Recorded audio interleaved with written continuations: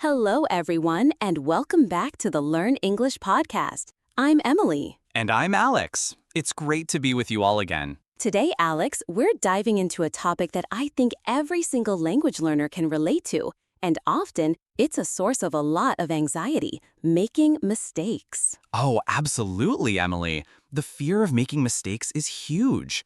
I remember when I was starting out, I'd sometimes just stay quiet in conversations because I was so worried about saying something wrong, mispronouncing a word, or using the wrong grammar.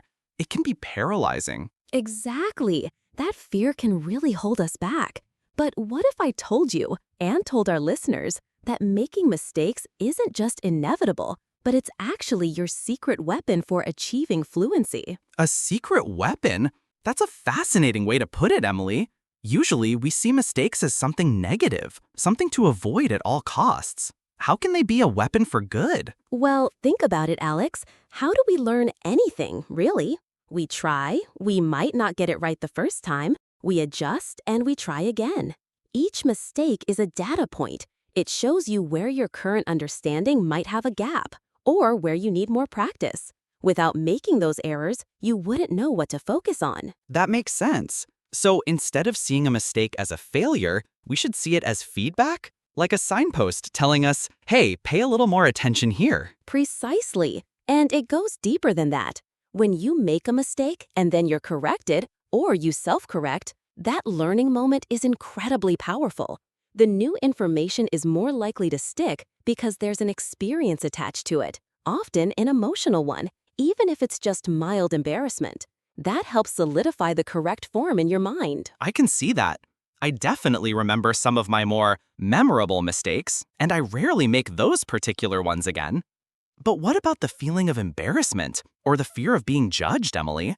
That's a big hurdle for many learners. It is, and it's completely natural to feel that way. But here's a crucial mindset shift. Most people, especially native speakers or more advanced learners, are actually very supportive of people trying to learn their language. They're often more focused on understanding your message than on picking apart your grammar. The goal of language, after all, is communication. So, focusing on communication over perfection? That sounds less daunting. Are there any practical things listeners can do to become more comfortable with making mistakes? Definitely. First, create a safe space for yourself to practice. This could be with a patient friend, a language tutor, or even just speaking aloud to yourself.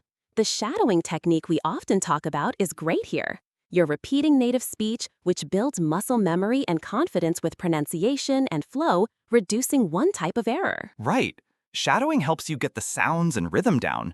What else? Second, actively ask for corrections, but perhaps selectively.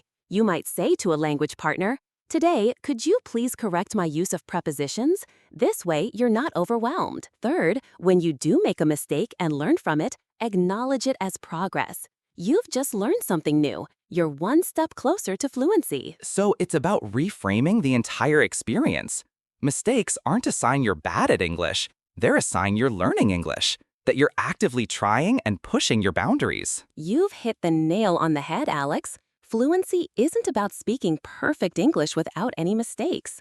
Even native speakers make slips of the tongue or grammatical errors in casual conversation. Fluency is about being able to communicate effectively, to express your thoughts and understand others, even with a few bumps along the road. This is a fantastic way to wrap it up, Emily. So, our challenge to you, our listeners, is to go out there this week and consciously try to use English in a situation where you might feel a little nervous.